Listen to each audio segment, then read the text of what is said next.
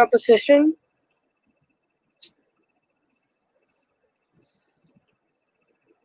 closing government,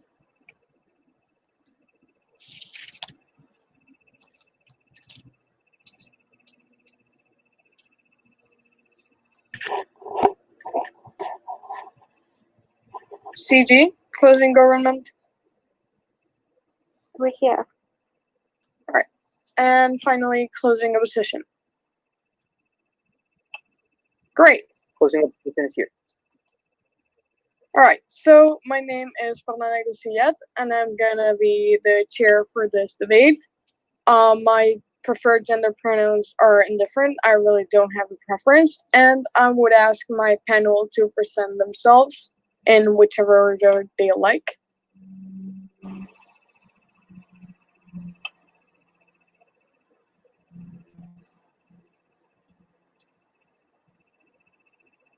Can you guys hear me?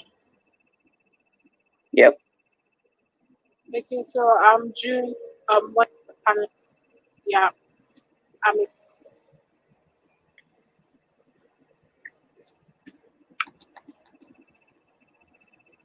Hello guys, can you guys hear me? Okay, I'm Yehuza, so I'm one of the panelists also. Thank you, Chair. All right. So now I'm gonna ask each team to tell me the order of their speakers and their preferred gender pronouns. Opening government. First, Isabella, she or they, and then Gabriel, he or they. Thank you. Opening opposition.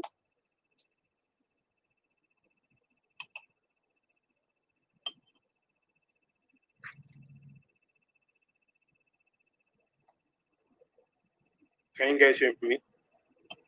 Yep. Okay, so opening position. First, Linear. Second is Frank Van.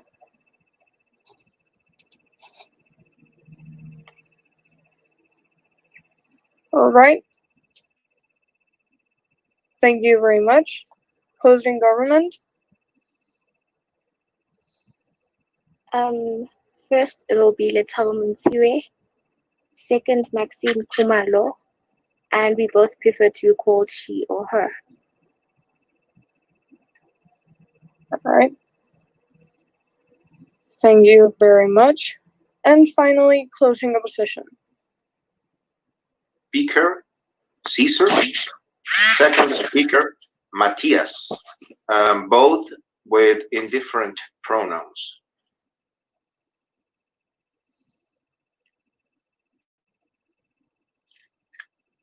All right, that's great. So with that being said, just clearing out a few things before starting. Saints are prohibited in this debate. POI should be in the chat unless the speaker states otherwise before their speech. I'm not going to be able to take time since I'm in my phone, but if one of my panelists could do it, that would be great. If any of you could confirm that.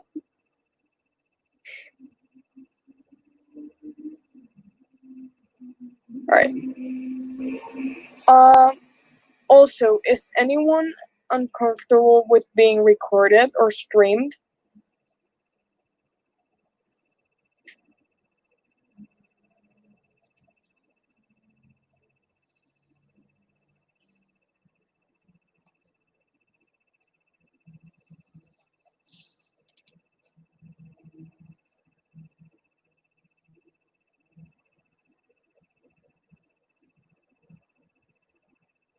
All right, so it seems like all teams are good. And without further ado, we can start with the debate. So we call upon the Minister of Opening Government to start this debate. Can everyone hear me, guys? Yes. If you can, please say yes at the chat box. Thank you. Okay.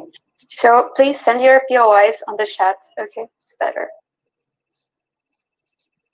Okay, so I'm starting in 5, 4, 3, 2, 1. This House believes that social justice movements should condemn the destruction of property. And what is condemning? Is this encouraging this destruction of property, a private property or state property during this process? And to focus on a pacific manifestations instead of those violent ones that cause the destruction of this property.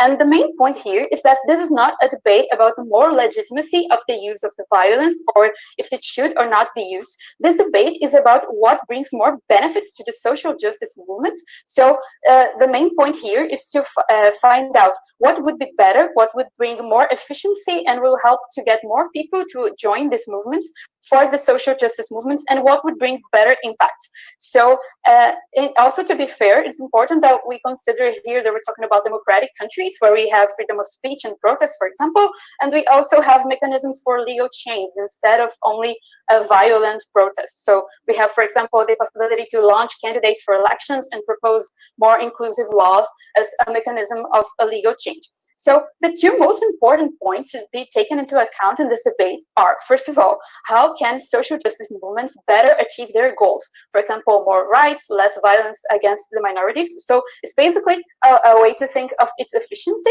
How can it be more efficient? A second, how can they attract more people to the movement? Because it's good for them to have support from the society in order to pass the laws and the other measures they want to increase those people's rights. So it's the more important thing in this debate. Why?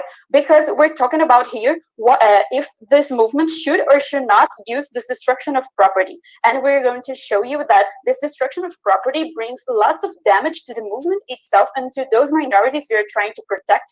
And the damages are more, are bigger than the benefits that the opposition may bring. And in order to bring this debate, we should consider which scenario brings more benefits to this movement.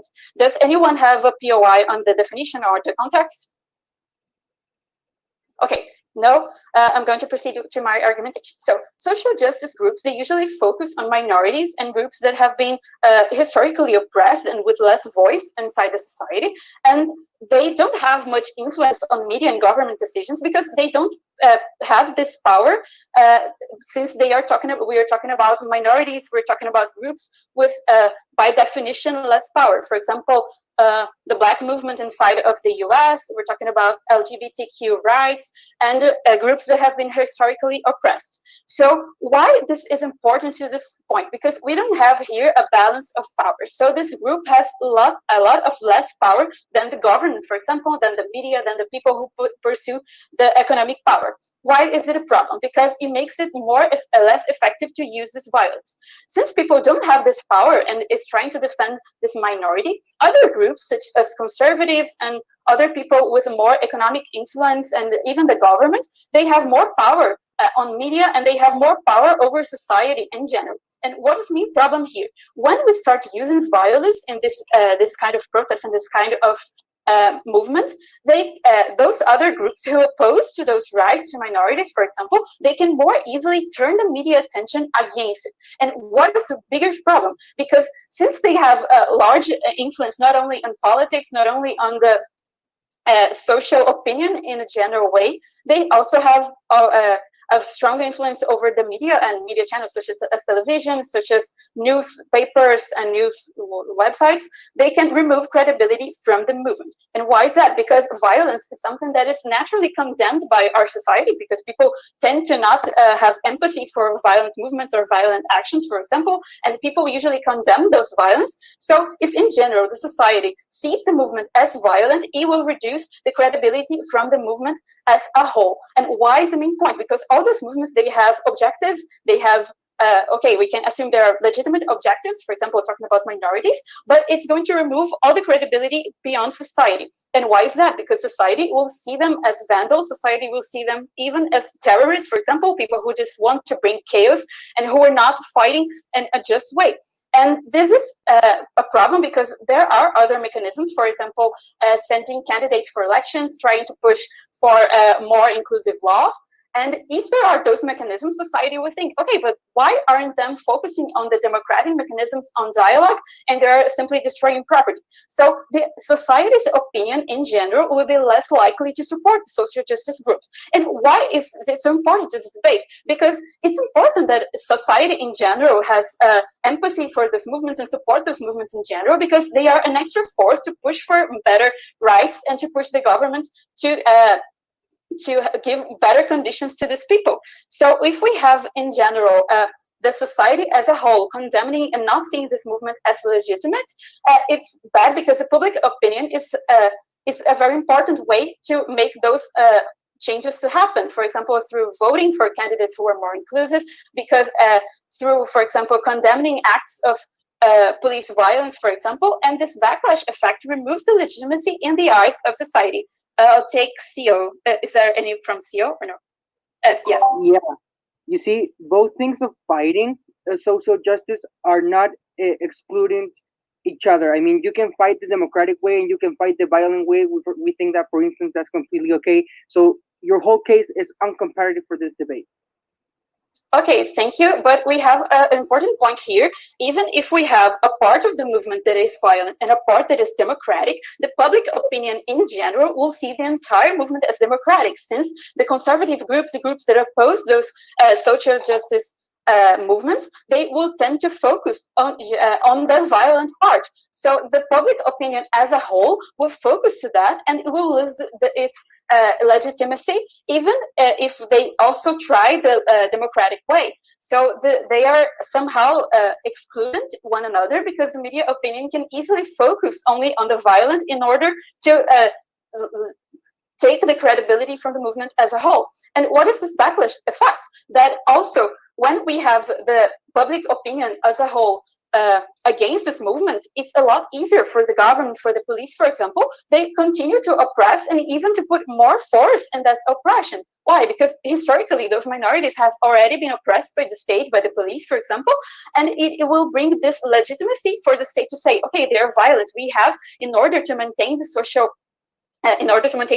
order, we need to use force against them. We need to repress those movements. So this violence will somehow be legitimized in the eyes of the population, and this is a way to increase the violence against these minorities. So we have proved here that by the means of efficiency, the movement actually reaching its main goal, and also by the way of attracting more people to join the movement, it is good that we condemn this destruction of property. Thank you.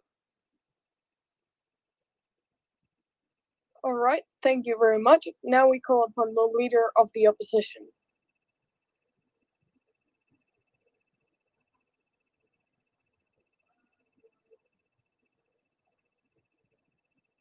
I'm about to begin. Everybody here. Yes, we hear you. So, I'll begin. So if you just help me time, that would be really important.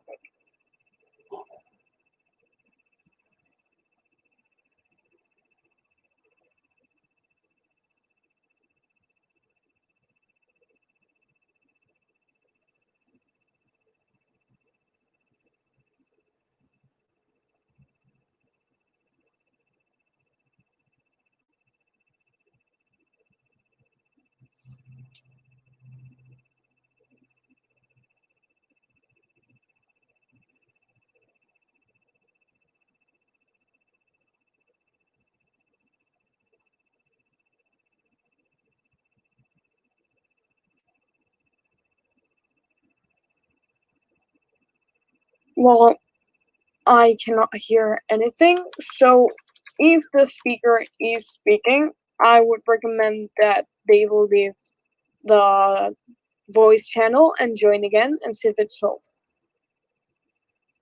So,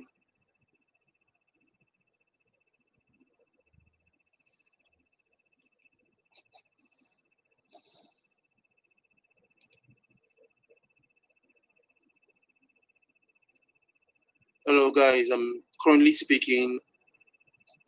All right, now we hear you, or at least I hear you. Okay, so can everyone else hear me? Oh, oh, thank you. No. Yeah, I think there are a lot of people on the server too. Please, guys, if you know you are participating, it will really help us. Yeah, a lot. But I'm going ahead. Is that fine, panel?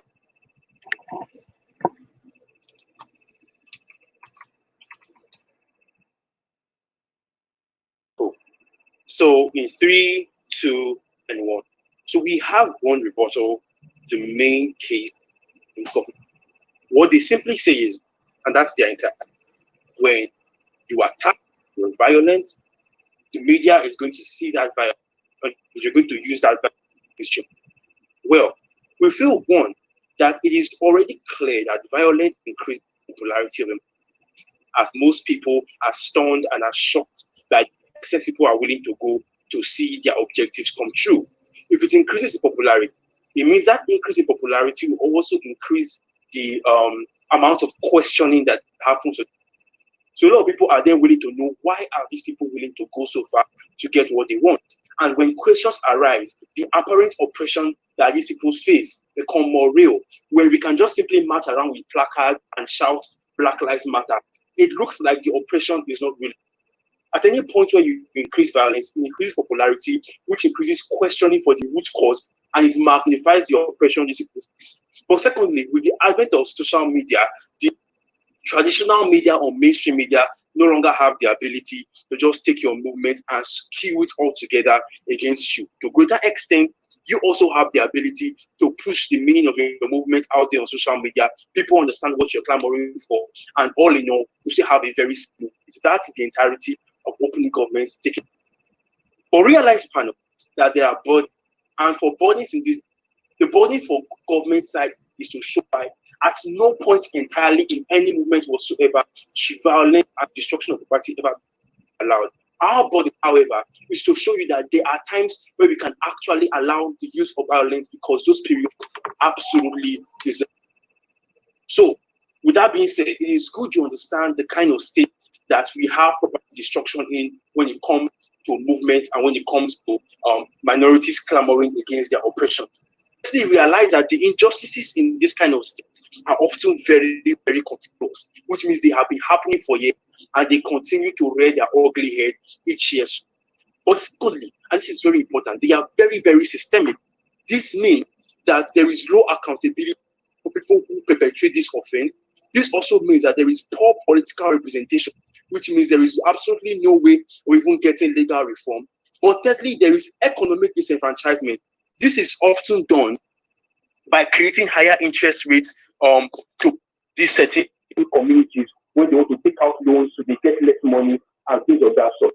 But fourthly, it is done by educational disenfranchisement. This means like there being a lower focus on minority issues, even when people are being taught about the struggles of history. So certain white kids now grow up internalizing racism because they don't think the blacks really suffer that much in society, and they don't even believe white privilege is because they haven't thought enough about black struggles. So low accountability, low political representation, economic disenfranchisement, and education disenfranchisement. Why is this very, very, very important? It's important when you don't realize what violence and destruction of property can actually do for you. Because the best case that any government bench can give us to tell us that we are going to destroy black people's homes and businesses too. One, even if we did that, realize that oppressed people obviously have less property than people who are not oppressed within the system, which means you basically destroy their lives less. But realize that the current oppression that already exists, that is systemic, like I've explained to you, is already a form of destruction in and of itself that is currently happening to these people. Which means that if we can get the desired outcome from carrying out this property destruction, then our harm, even if it causes harm, is severely better. Why? Because one, our harm is instantaneous. So we harm these people once and their policies change. But the harm that is currently being preached, that the entire government base cannot solve, is very, very continuous. And continuous harms are always worse than instantaneous harm because continuous harms continue to rear their ugly head. They continue to adjust themselves to keep you oppressed. But instantaneous harms are harms that you can recover from 2, 3, 4 years down the line. But secondly, we protect lives because we realize that the entire oppression that exists is an attack on life of the black body. On our side, it's property destruction, and we think that is much better. So it means even if we generally destroy housing and everything that everybody owns and affects us, it is still a worthy trade-off. But for a second, let's principally look at the justification of destroying the houses and buildings and things that belong to people from other aspects of society, like the majoritarian aspect. We say that one, continuous harm that is propagated to minorities have happened through two things. One, through active and deliberate oppression, or two, through silence in times of oppression. So silence is just as culpable as the activity as perpetrated it, which means that oppression in itself has led to the loss of property and lives for minority or for minority individuals or individuals that are clamoring for social justice. So people within the black body that have basically been begging for freedom are the ones that you have consistently harmed to today. If these people have lost their property in Canada and have lost their lives, then we think on the principle of reciprocity, it is still justified for them to attack you back, and then you lose something for what you have done to them, either through active oppression or silence in those kinds of oppression. But finally, there are two reasons why we think outside of the state, especially when oppression has become very systemic and on the edge, absolutely works to finally reform. One, because it drives corporate support. Why? Because we believe that just having support isn't enough. I'm sorry, guys, I can't take POI because I have to use my earphones so you hear me clearly. So just having support like opening government wants for people to come around you isn't enough, right? Because support isn't good enough from those people if it cannot force the hands of capitalists who then have enough money to change policies through lobbying. So we have to go to these capitalists and those who have money because they are the ones who are going to change political inclinations in the future. How do we get to them? We get to them by destroying capital, right? We destroy buildings and properties, we destroy their capital and their products. When we do that, we limit their ability to make profit. So it don't send the message that you are not going to be able to make profit as a capitalist and as a big corporation until black people in America get a just division. When you do that, these corporate capitalists now have an incentive to still lobby to the government to get these policies passed because they want to get back to taking money. What is the inverse? The inverse of the entire government world is that you have the ability to be quiet as a capitalist since all you do is carry out placards, and if you want, you do a self advertisement to show that you support when you are really not doing anything when it comes to the governmental sphere to change that. But secondly, we think that oppressed movements then send a clear message to policymakers that the oppressed people in our society would rather live in a world without certain social goods than one with the existent oppression. What does that do? It does two things. One, it sends a message of the fidelity of the movement. But two, it awakens political consciousness among policymakers, especially the ones that were previously neutral.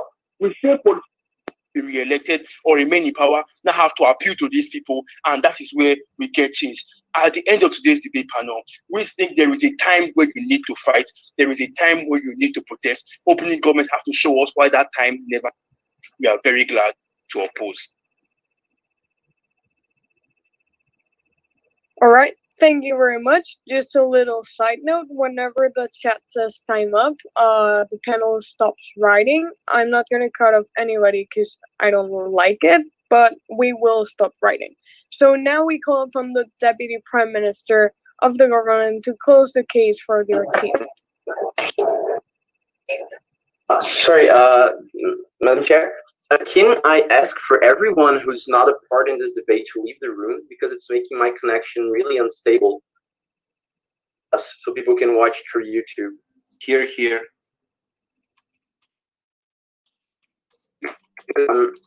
My voice is always no, not for me. Sorry, Javi. Otherwise, you're gonna have the same problem you had with the other quarterfinal.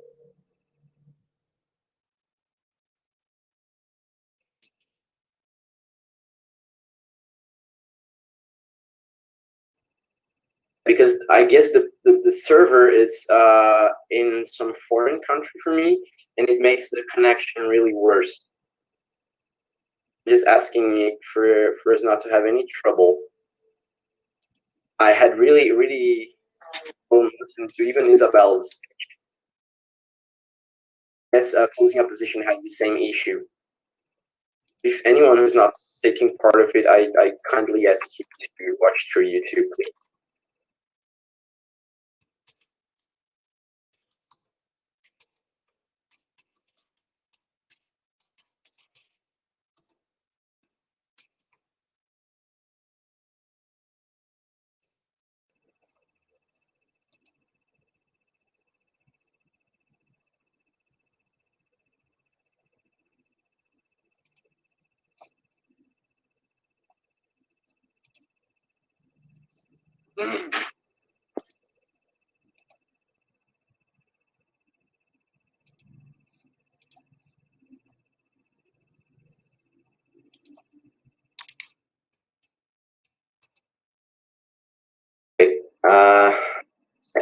I hope everyone is listening to me. If please the opposition, Dominion, please can you mute yourself? Dominion, oh, thank you. Okay, so the opposition can hear me, right? All of it, closing and opening. Okay. Sorry it took so long, it was really bad connection. Okay, 1, 2, 3, and as a panelist, what happens in this debate, I'm going to answer to closing opposition's POI. Closing opposition is trying to make us feel that they are both legitimate in scenario, but what we are assuming as the metric is which one is more successful, have more odds to be successful, and actually change it. First of all, we win this debate even in principle. Why so? Because social justice movements are institutions. They have to be inserted in a democratic background. So it's not about if not going to happen violence or not. It's about these movements, these institutions, them in it, the way the definition said. So in principle, we win this debate, even in principle, because private property is not owned by the people who are protesting, rioting, and state property is paid by taxpayers of the society in general. What happens is these people are sometimes not guilty for what the system has made to these people. And even some people are trying to make a change, but now they're losing their properties that they have worked their lives to get constructed. So usually they destroy things of anyone's without knowing who is it. So it's going against the values of democracy itself: freedom, property, life. The value itself makes these movements harder to insert themselves into democratic consensus. What happens is the opening opposition brought a case about visibility undermining capitalism itself, but they don't explain exactly which system is going to replace it in a better way to fulfill the demands of these people in a democratic way from. Okay, and the visibility is not always good, as Isabel already said. This visibility is going to be in some senses, and they actually make public opinion go against it. So actually, another way to be silent, that open opposition said, is actually what creates more backlashes. Because sometimes you can move backwards on the rights you're trying to get. One example is the Iranian Revolution, the Egyptian Revolution, that everything that you had, you were pursuing something, but the media took control of these riots because they were sometimes diffused with many objectives, losing sight of their real agenda, and they the way to make these kind of things demands going backwards. What happens is, what has to be the metrics is debate is which one has more odds to be successful. First of all, the analysis. Violent protests are harder to control. So they tend to lose focus on the way. They get many different and diffusal agendas that they are hard for you to get and provide how the public opinion, how the public state to respond to that. So you lose the capacity of the state to respond to that demand correctly. So usually when you lose the sight of the objective, you get to lose the real goals you may achieve. Second of all, it creates moral dilemma on people. How so? People may agree upon the rights, but they usually disagree on the way it has been doing. So people in this debate, in this clash, they may agree with media and the elites because they have more platforms to actually make their opinions be more powerful in this scenario. So usually these people in the midterms, the centrists or the moderates, they usually tend to go against this violent protest. And second of all, people usually tend to refuse violence. The movement, first of all, needs people on democracies to legitimacy, because what people want is what gives legitimacy to every movement, but they tend to approve the use of force by the state when you have this clash because of the construction that they have on authority. Second of all, is about legitimacy. Because of the rules, because when these institutions, they follow the rules of democratic ways of demanding, they are institutions, so they have to be on that way. They first, they put away fear of people who were afraid of entering in this movement and creating gatherings and protests and making them seem more numerous. They lose these people. And second of all, you lose the support of the state that's now may try to block any institutional way that you have in order to make changes that really happen in this scenario. Second of all, it's reinforced extremist measures by governments. one thing that reinforces the narrative of law and order, in the sense that people get afraid and of losing their properties, of losing their lives, or losing their safety. So it makes every government think that they can use the police force. And as I said, it's illegitimate in this narrative for the state to use it. When reinforcing these measures by governments, you actually can go backwards on the rights, as I told you. And in this scenario, you have more political backlash to actually the elite or any people who are moderate not to support this movement. So third of all, it destroyed jobs. For example, when people who are not actually involved in this scenario, they had to lose the infrastructure, the jobs. For example, is the now the pandemic we're living, that people may go against it because it's losing out of control. Because as I told you, these violent protests are harder to control themselves. And the infrastructure that are being lost make people lose the public opinion shift from supporting these rights to actually saying that they are violent, they are criminals, or things like that. Even if we don't agree, we have to talk about what actually happens in this. And last of all, even when they fail short term, they empower moderate in politics. They have more power to force the elites to give up to some injustice. Because when you don't have this extremist scenario where these people may be, when the state or the elites may be empowered to use the police force against these protests and the public opinion to appeal, they now have no weapons to actually use from these people. And when they have no weapons to use against these people, they have to at some point give up on what they were doing. One example was Myanmar, that the protest failed at some sense in the beginning. Then the democratic measures were done in some sense, and they have a better transition to democracy. Last of all, when you're talking about that, we as institutions shall trust the democratic means because they are the best ways to solve our problems. Oppositions itself didn't give us any mechanisms of how these problems would actually be solved in a scenario of capital, of state, of everything that actually happens. So our biggest chance to actually change something and don't give through, and many times as people may be waiting and go to institutional means, they can actually change the things. That's the best way to solve our problems. As I told you, the democratic institutions may block the participation of people of these institutions when they actually don't continue or they support this kind of violent protests. One example is the Martin Luther King actually gathered more support to actually change the reality of this information continue doing this way. Thank you.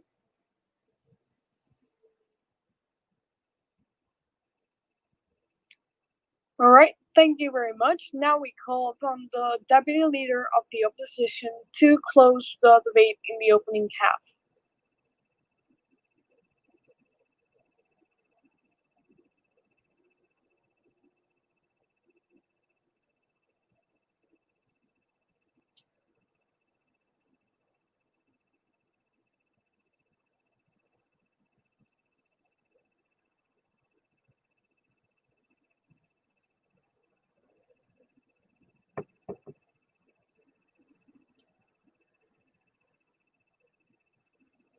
Hello?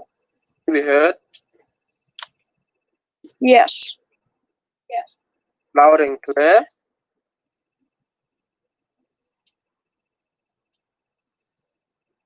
Hello, can I be heard loud and clear? Beautiful, beautiful. I'm starting in 3.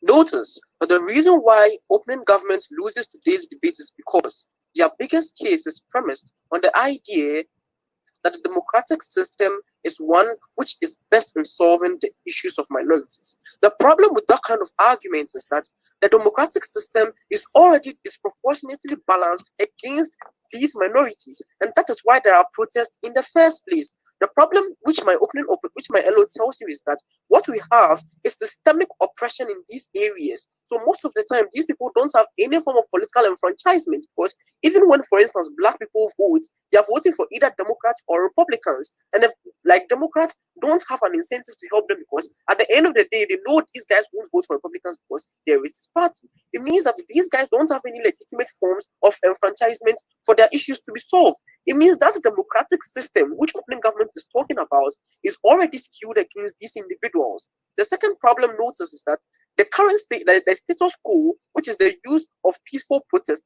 has failed drastically.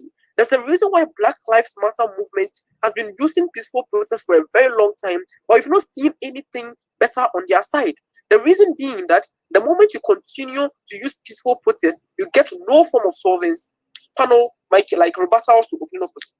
So opening opposition tells you, first off, that there will be a media narrative that will be shaped against these people, right? The problem with that media narrative is that we think that media narrative will lead to discourse. That is to say, people will start questioning why they are destroying things for us to be able to have a solution to the problem. So the problem with discourse is that we have a global and international solidarity because of the creation of the spotlight on the problems of these people. So for instance, what we see in the United States of America with the destruction and violence is that there's global solidarity. So people in Africa are saying that why are people being killed in America? Why are people like destroying stuff, right?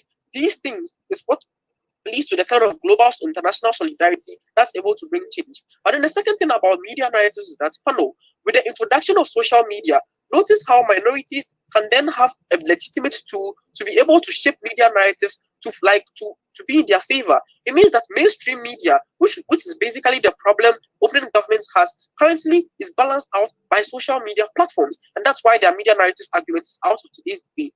Then they say moderates will sway panel. Who best sways moderates? We say from opening opposition that discourse is created to make these moderates evaluate their stance. But then secondly, panel, you should notice that whenever there is the reason why moderates currently don't change their mind is because the current ways of getting solvency is too peaceful and too quiet. What that means is that because these guys are used to the kind of environment they are in, because there's no disruption of their social order, they would find no reason whatsoever to solve a problem. So the reason why destruction of property is justified is that when you disrupt the social order in which these oppressors are comfortable in, it forces both the oppressors and the moderates to be able to solve the problem. Then their final argument is on legitimacy. There are two metrics for legitimacy. Legitimacy is based on one, the capacity a group has, and then two, the obligation. We believe that if a movement or a social justice movement has the capacity to use violence to be able to cause discourse, we think they therefore have then an obligation to do so, and that is why we win on legitimacy. Panel extensions I bring to you from DLO. First off, retrospectively, destruction has worked because it's an existential threat to the lives of individuals. Notice how this is a principled argument. Because notice that the kind of disenfranchisement we have with these individuals is that their lives are threatened. People are being killed. People are being shot on the streets in America. What that means is that anything that they can use to be able to protect their lives, even if it means destruction, is a worthy trade-off. And that is why we win on that. Let me give you a very good case study. The civil rights movement was able to be successful, to be able to get civil rights for Black people because of the violence they used. It means that retrospectively already worked. But then secondly, for the Arab Springs, what we saw was Bouazizi putting himself on fire because he realized that his life is being oppressed, and every other person whose lives were being oppressed realized that the best thing they could do is to use the violence means to be able to get the kind of solvency they wanted. Notice that at a point in time where this is happening, people have exhausted all other civil forms or civil mechanisms, and the only mechanism that's left for them to use is for them to use violence. But no, second extension into this debate is that notice that destruction and violence is unpredictable and thus can be used as a bargaining chip. The problem with peaceful protests currently is that they do not have a bargaining chip against the government. Because these minority groups do not have a bargaining chip against the government, they cannot get any form of enfranchisement whatsoever. It means that because of the unpredictable nature of violence, these minority and then have a bargaining chip over the government to force them to negotiate with them. Two case studies, the Hong Kong protesters and then the Yellow Vest protesters in France were able to hold the government, like to the entire state, to ransom. And currently, because of the ability for them to hold the state to ransom, they were able to have a bargaining chip over the government for negotiation for them to get certain amount of redress. It means that because of the unpredictable nature of violence, you are able to get that kind of solvency. But then thirdly, panel, notice that the alternative in government world is peaceful protest. Why we think peaceful protest can never work? Because one, they happen within the framework of the oppressor. What that means is that the oppressor dictates the extent of your protest. Two reasons why that is bad. Number one, it is principally wrong for an oppressor to dictate how much or the extent of your protest, right? But then secondly, it doesn't have any form of solvency. Panel, notice that the reason why protests are able to work is when there's a form of urgency to it. Because the problem is that there has been a normalization of this kind of oppression. So, for instance, black people are seen as criminals, and that is why most police, like most of them, get shot by policemen. It means that if you want to get solvency, you need to show the urgency of the situation. The only way you can show the urgency of the situation is by destroying properties to show that you are serious. But then the third extension in today's debate panel notice is that why the destruction of property is justified is because it's a legitimate expression of state failure. Because notice that because of the social contract theory, people have legitimate means to be enfranchised in society. At a point in time where the state fails to enfranchise you, they have broken that social contract, and you have the right to use any means possible to be able to get that restoration. Panel, what award does is that it creates discourse and it's able to force government to be able to come to the negotiating table and give us peace. Notice that the only way we can get any form of enfranchisement is to break the normalization of these things. The only thing we do in a world in which there's no civil protest or no destruction is that we normalize crimes, we normalize oppression. Our world breaks down normalization. You are proud to win from opening opposition.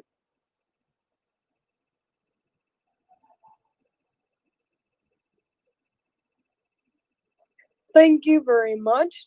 Now we open the debate in the closing themes with the member of the government. Hi. So I'm one of those speakers that prefers that you just call me out if you want to ask me something, because I really will not be looking at the chat. And give me a second to find my camera, not to find my camera, to set my camera up. Right, yeah, and regarding that, if you are gonna ask for a point of information, try not to be like that distracting, and try not to do it that often so that the speech can be understood. Okay.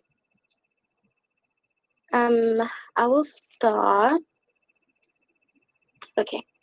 In 3, 2, 1. Now. Okay, so from closing government, what we tell you is that the most important part of this motion, the most important part of this debate, is the actual action of these movements to condemn the destruction of property, in particular, not violence. I think there was some confusion around violence and destruction of property, and they were made to seem like the same thing in opening, but we're going to make that distinction. Just a quick rebuttal on our opening opposition. They say the reason why the Black Lives Matter movement didn't get results for all of these years is because they were being peaceful, but that's not the truth. The reason why they didn't get results is because they didn't know the correct, like, they were not aware of the best ways to get the results that they need, right? It's only now, after the whole Floyd thing happened, that people are actually educating each other that no, you need to actually be speaking to policymakers, you need to be looking at your local police office stations and seeing what the laws there are, etc., etc. So it's not that it was just because they were peaceful, it's because they weren't using the right kind of protest, and not that they needed violence. Also, they say that to get attention, you need to be radical and violent. That's not true. People just need to see the truth. Again, the whole Floyd video, people saw the truth for themselves, and a lot of people were able to see what we've been talking about this whole time, and that in and of itself is enough to get the kind of attention that we need, right? And they say that so that also addresses their point on urgency, and you will not get any sort of bargaining chip by being angry. People are just going to dismiss you as being crazy and angry, and no one's going to listen to you. That's just the truth of the matter. So when we talk about condemning, which is the main action in this debate, we're speaking about the action of expressing your disapproval and criticizing it, right? And when we say that we don't really care much for violence, we say that in these movements, a lot of the time, people that become violent in self-defense because police come at them with an attitude, right? And you say that if you're defending yourself, then violence is okay. Any other kind of violence, like the one that opposition is proposing, that's illegal, and what that's going to get you is a criminal record and possibly even jail, and that's like, you miss the point of why you were in the protest to begin with. So if we're having a justice movement, it means that people have been wronged, right? And they're suitably angry. We say that we can use your anger because it's energy, just not in the way that opposition suggests you do. And I'll tell you later on how we want you to use this kind of energy. And yes. So PI? okay, I'll take you quickly. Okay, so qualified immunity for policemen have years by black people. That is a legitimate project. Hasn't done anything up till now. Why then? Okay, cool. I hear you.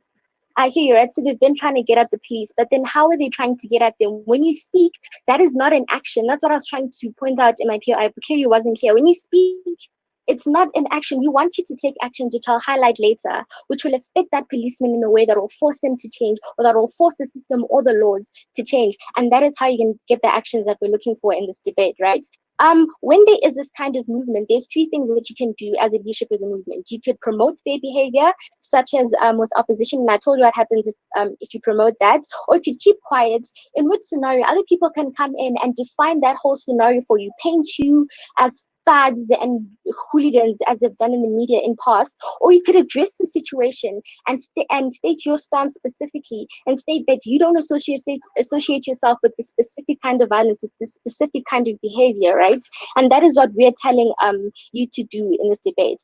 In status quo, because of prior events, people are just not willing to listen to you, right? So they don't really have a good idea. You need to gain followers, as has been said. But once you take that step to publicly be like, look, this destruction of property, including looting, is not what we stand for. This is not what we're here for. And state your aims and state POI closing stance, not even on this matter. You appear to be orderly, which is something that people buy into. So you make your intentions and aims clear, and you have that power, meaning that people can't come in from outside. I mean, you expel violent forces. People can't come in from outside and define who you are and what you stand for. Also, clearly, you gain more followers because people get to hear you, right? And you tell them the truth.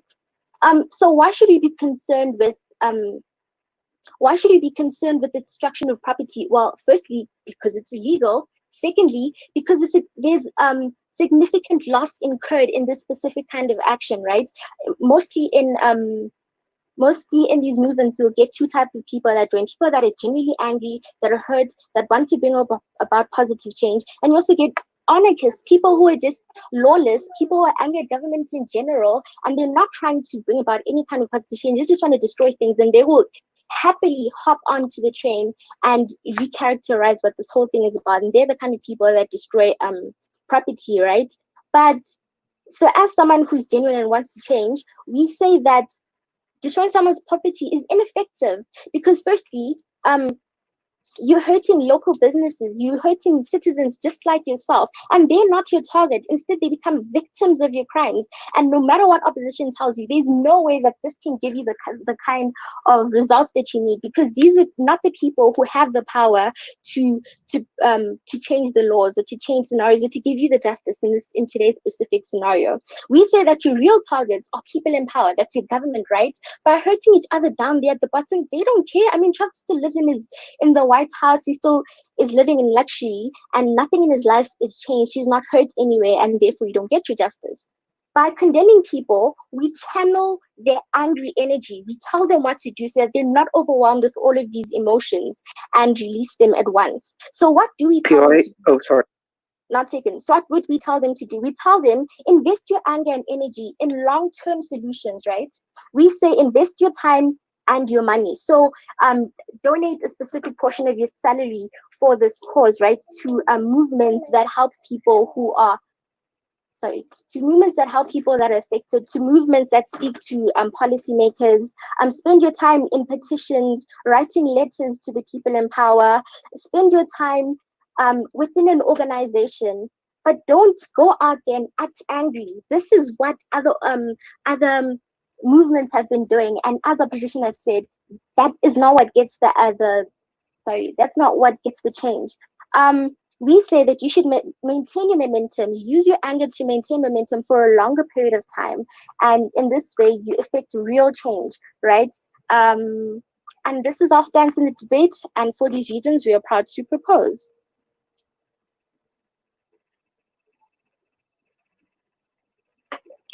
Thank you very much. Now we call upon the member of the opposition.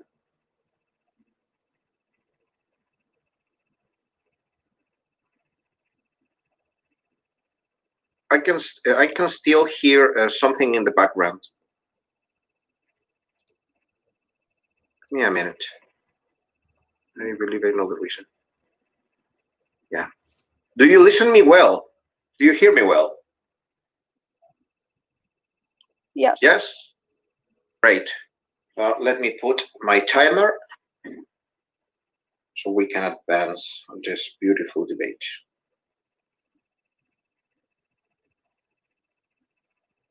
Okay. 3, 2, 1. First of all, we'd like to say that all the goodwill measures that closing government proposes are not excluded with not criticizing the destruction of private property. We believe that that was mainly the most important contribution of closing government to the debate, because in everything else, and this means the support of the media or the reaction of the media, the reaction of the public, and how this affect the goals of the movement are completely derivative of opening government. And we're saying now that we are going to refute the whole, we're going to rebut the whole case of the government in this point by our extensions. First extension, why these movements should not criticize, should not condemn the destruction of property. Well, first of all, because it will be completely contradictory with the movement. Here we engage with the burden of proof that opening government gave us. That was in what world we find more benefits for these kind of movements. Because these movements say usually that the distribution of wealth and opportunities for minorities, for discriminated people, unfortunately are unfair.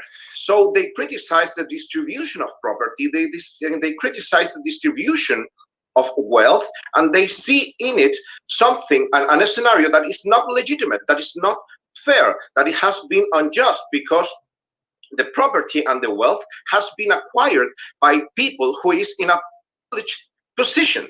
So if they criticize the destruction of property, they contradict themselves, and they do not, and they cannot promote a benefit for the movement if they are contradictory. You do not follow movements that have contradictory positions. Why this is important? Because it engages directly with opening government in the terms of goals and the terms of joining them. So we believe this is an important extension because it undermines the principal argument that first government offered, and undermines the objectives of the movements that also opening government gave us. So we, first extension, we say this is contradictory. In second place, we say that the mass media is not relevant at this point. And you're going to say, why mass media is not relevant at this point? Because mass media is a tool of domination of the privileged class. You can look all the mass media properties around the world, and you're going to find all the capitalist groups that are in a privileged position into the system, that are going to make an image of the protest. No matter what they do, it's going to be an evil image, because it's a protest that wants to undermine their privileged position. Let's look the example of Martin Luther King, that it has been cited a lot.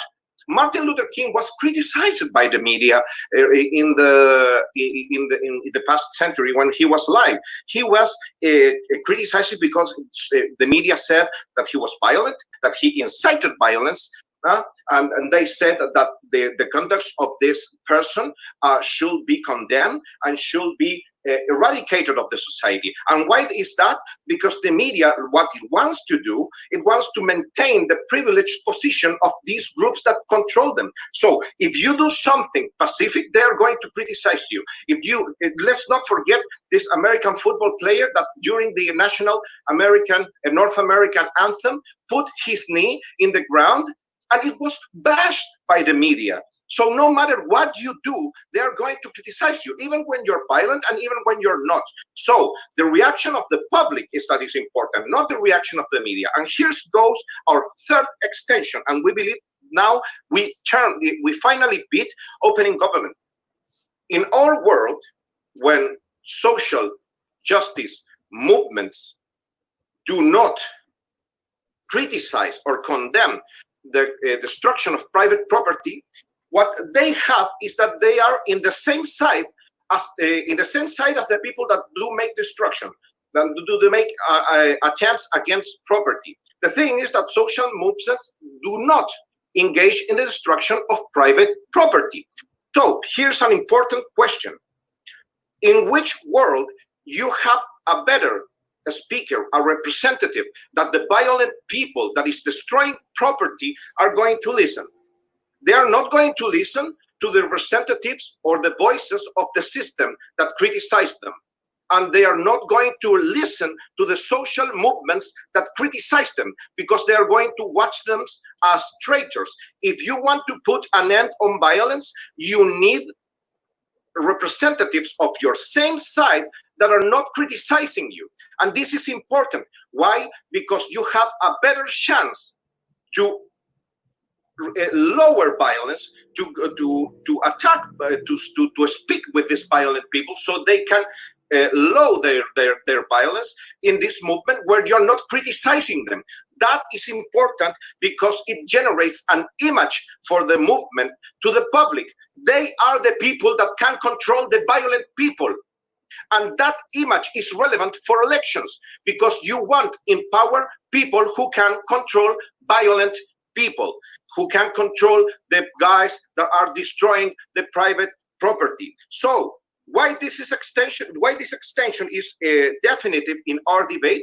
Because explains why the condemnation by the social movements or social justice movements of the destruction of private property is a bad idea, because it's contradictory of their own philosophy, because no matter what they do, they will be criticized by media.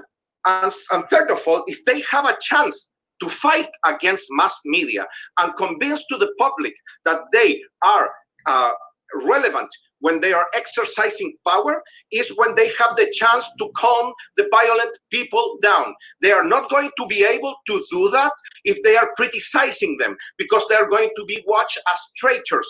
They are going to be part of the same system that oppressed them. So we believe that that if we want a better world, you should not recommend that social justice movements should do what the government proposes. We have debate both of the benches, so we believe this debate stays in closing opposition. Very proud to oppose.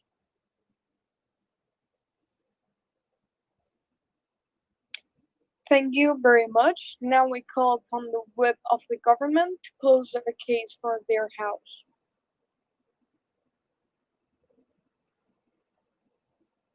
Can you hear me? Please say so audibly. I can't see the chat.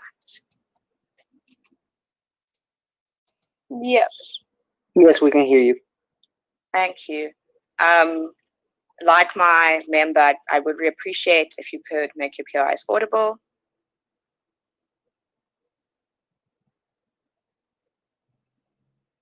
Okay, I'm starting in 3, 2, 1.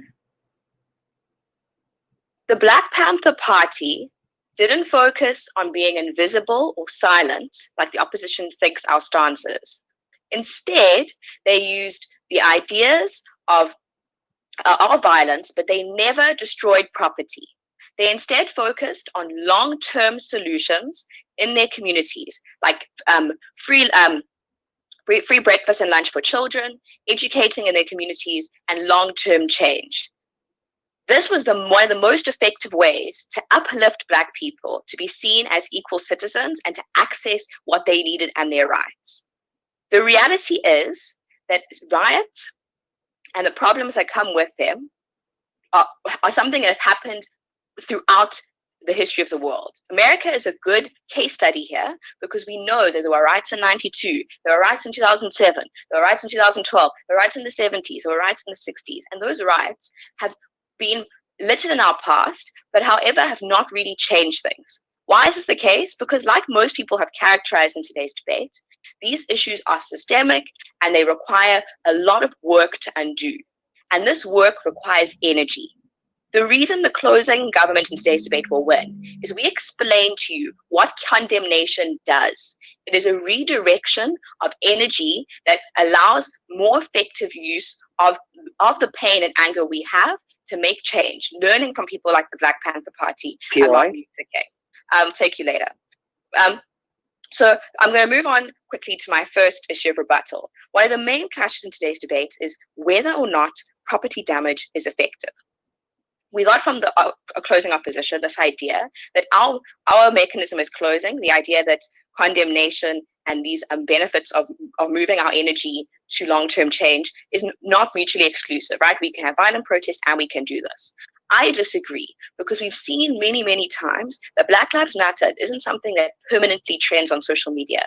We don't see people constantly talking about the impact of Black lives. The reason for this is people latch on to high impact events like George Floyd's death and the death of Ahmaud Arbery because they need to see images in order for them to care.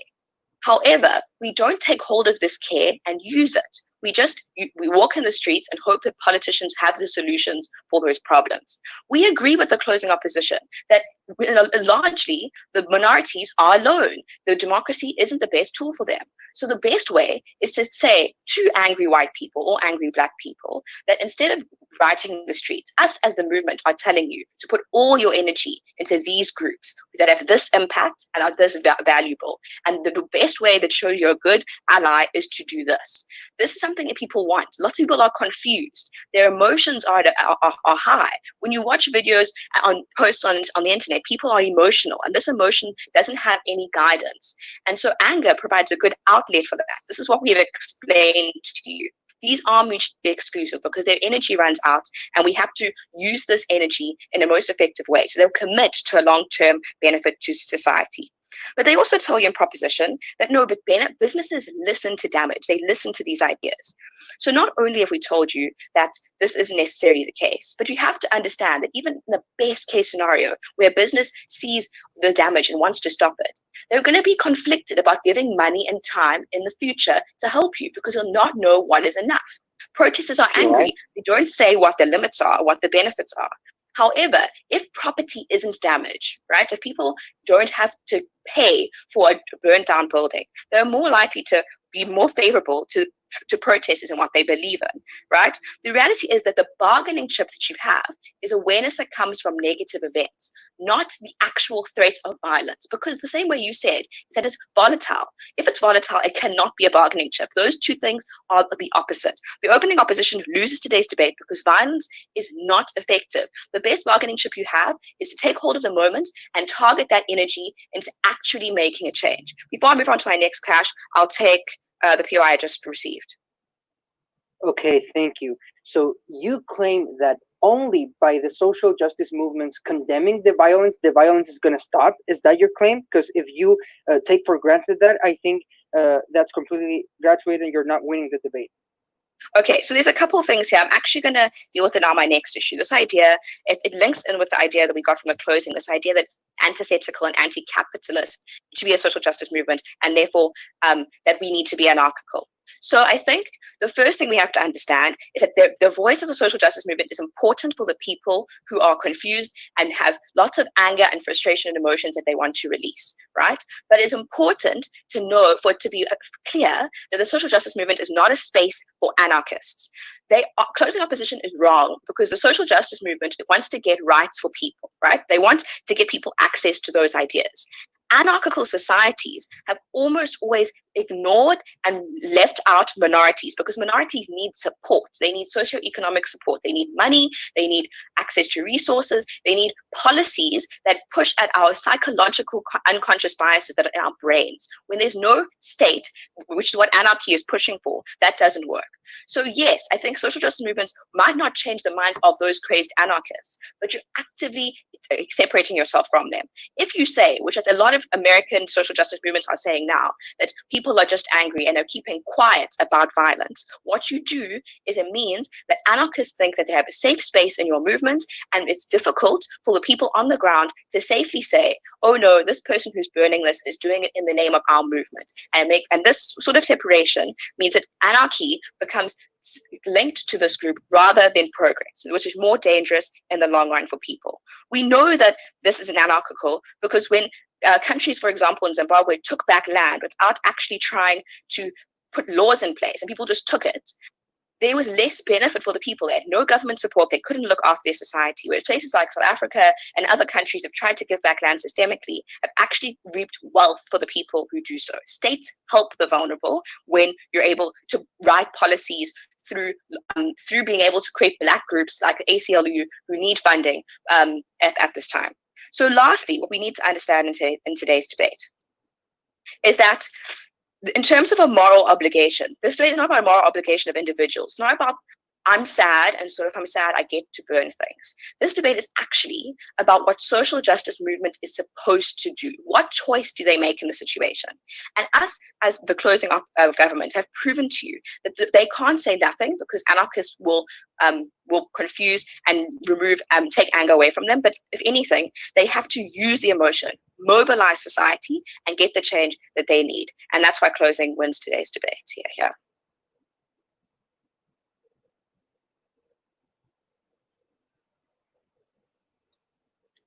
Thank you very much. Now to finish this debate, we call the whip of the opposition.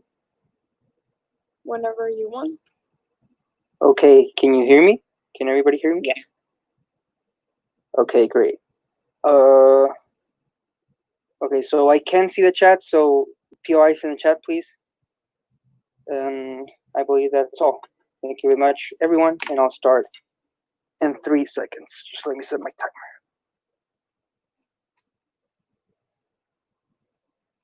3, 2, 1. Panel, just let me read the motion real quick. This House prefers a world in which social justice movements are not violent.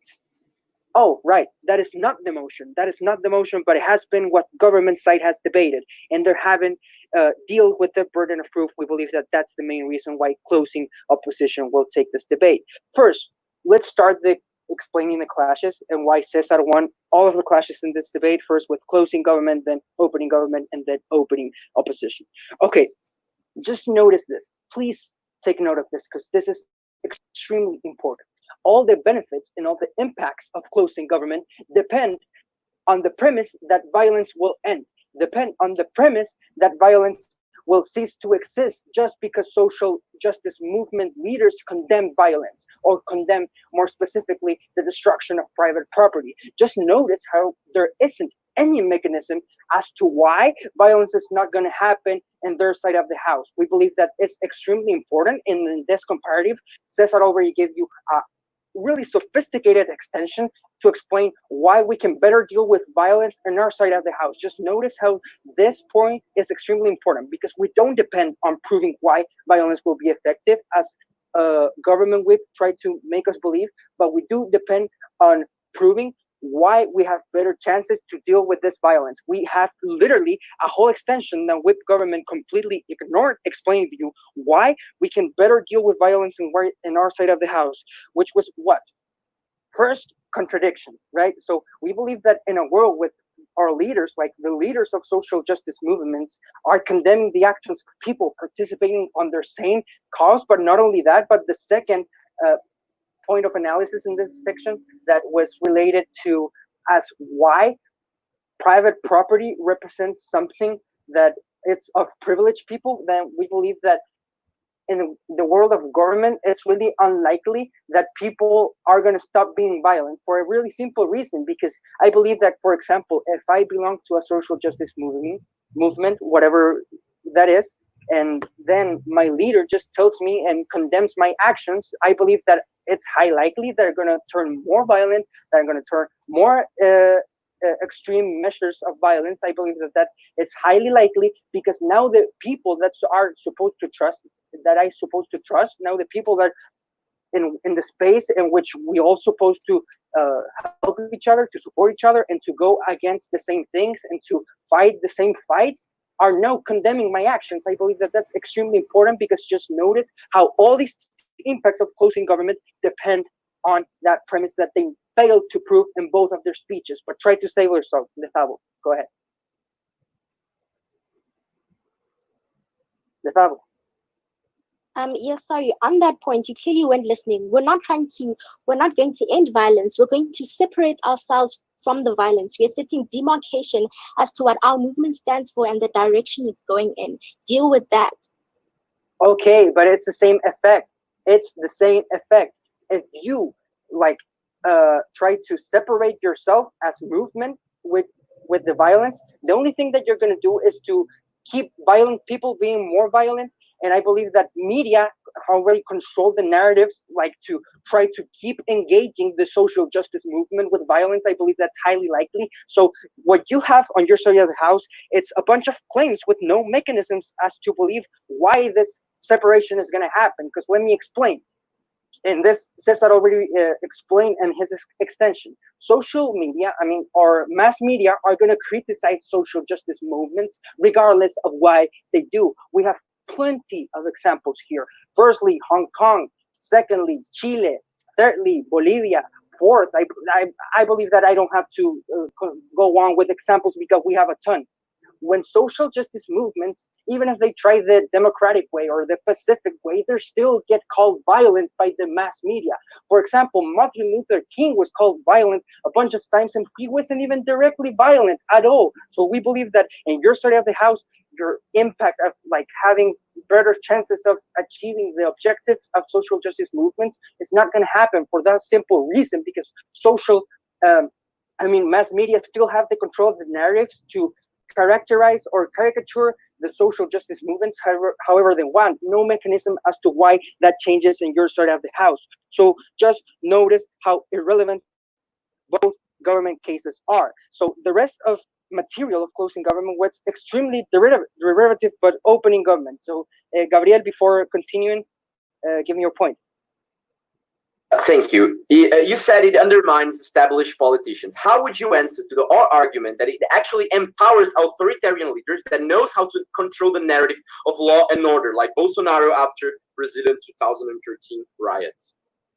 Yeah, but that lies on the fact that you're still going to have violence in your side of the house. Like, you're assuming that just because social justice movements are doing this, their violence is going to cease to exist. I already clarified that. So look, public opinion will still be bad in your side of the house. People that don't like social justice movements today will not like them with your measure either, because they have either a further reason why they disagree with the movement. But let me engage with this, because you said the following thing. You said, oh, look, there's people that agree with the reasons, but they disagree with the ways, with the means, right? With how we're doing this. Okay, let me explain the next. In order to a social justice movement to achieve their goals, it's really important that they have coherent union, like intern union. We believe that that's extremely important, because if you have parts of social justice movements criticizing and other parts of social justice movements destroying private property, I believe that the only thing that creates is like it gives the public image that we are a social justice movement that doesn't know where it's going. Cesar already explained why that is extremely important and why it's highly likely that people are not going to be attracted to that type of social justice movement. And then this whole idea of both governments of concentrate the effects, like to have different types that can be more effective of protesting, and she gave the example of Black Panther Party.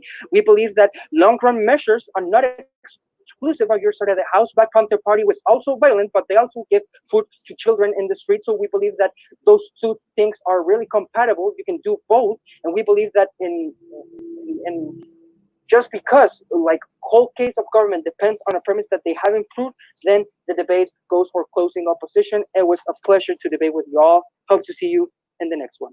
Bye bye.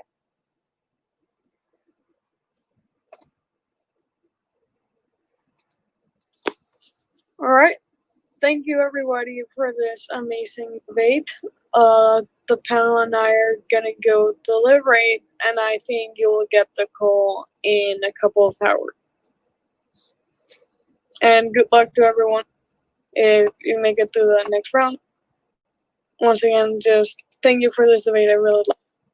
So this is the finish of the round 4 of quarterfinals of the UDDC.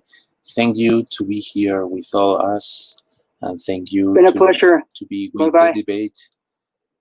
It's a pleasure for us make that, and the stream of the teams ranked for the next round will be in 1 hour 30 minutes.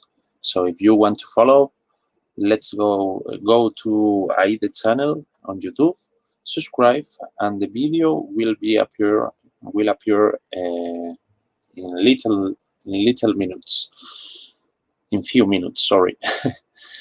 And thank you to be here, subscribe on the channel, and follow the semifinals and finals of the UDDC. See you on the next debate.